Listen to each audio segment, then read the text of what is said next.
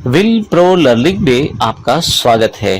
पिछले सेशन में जैसे हमने देखा कि CSS1, CSS2 और अब CSS3 के रूप में हमारे पास काफ़ी सारी एडवांस CSS कोडिंग अवेलेबल है, परंतु इन सब के पश्चात भी CSS की कुछ लिमिटेशंस हैं।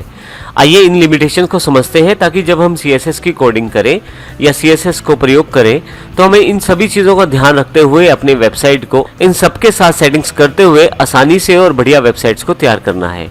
तो सबसे पहली जो प्रॉब्लम है हमारे पास वो ये है कि सभी ब्राउज़र जो हैं आज की डेट में CSS को सपोर्ट नहीं कर पाते पूरी तरह से, जैसे कि Google Chrome, Internet Explorer, Mozilla Firefox, इन सभी का जो सपोर्ट रहता है वो CSS को पूरी तरह से नहीं रह पाता है।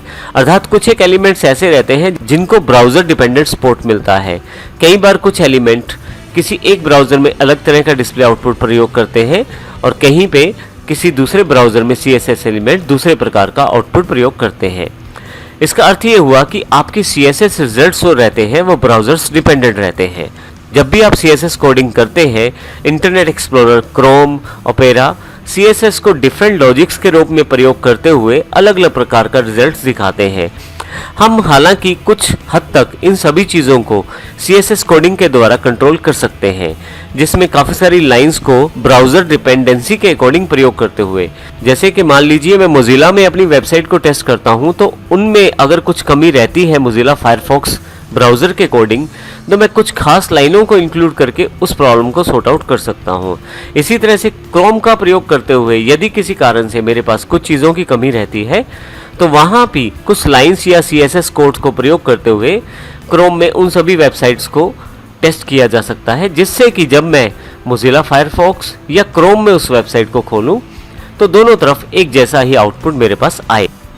इसके अतिरिक्त हमें CSS की कोडिंग को जनरेट करने के लिए पोजिशनल सेटिंग्स को प्रयोग करना पड़ता है। पोजिशनिंग सेटिंग को सीखने के लिए आपको कुछ स्किल्स की आवश्यकता रहती है।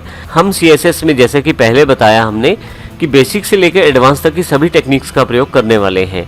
इस सीरीज़ में आने वाले सेशन में हम सीखेंगे कि किस प्रकार हम आसानी से पोजिशनल सेटिंग्स का प्रयोग करते हुए अपनी CSS के द्वारा HTML एलिमेंट्स को शो कर सकते हैं। तो पोजिशनल सेटिंग्स को सीखने के लिए जिस स्किल की रिक्वायरमेंट रहती है उस स्किल को भी हम आने वाले सेशन में सीखेंगे। इसके अतिरिक्त जैसे कि मैंने पहले जानकारी दी, हम डिफरेंट कोड्स को डिफरेंट ब्राउज़र में लगाना सीखेंगे ताकि हमारी वेबसाइट सभी ब्राउज़र पे लगभग एक जैसी दिखाई दे। जैसा कि हमने पिछले सेशन में भी बताया, CSS का जो विकास हुआ है वो अलग अलग चरणों में हुआ है, CSS1, CSS2 और CSS3। अभी भी काफ़ी सारे ब्राउज़र CSS3 के काफ़ी सारे एलिमेंट्स को सपोर्ट नहीं करते हैं और करंटली हम CSS2 और CSS3 की बेस कोडिंग को ध्यान में रखते हुए इन सभी वेबसाइट्स की पोजीशनिंग और स्टाइलिंग को सीखेंगे ताकि हम आने वाले समय में CSS3 के साथ भी आसानी से काम कर पाएँ और करंट सेटिंग्स को समझते हुए CSS2 के साथ भी काम कर पाएँ।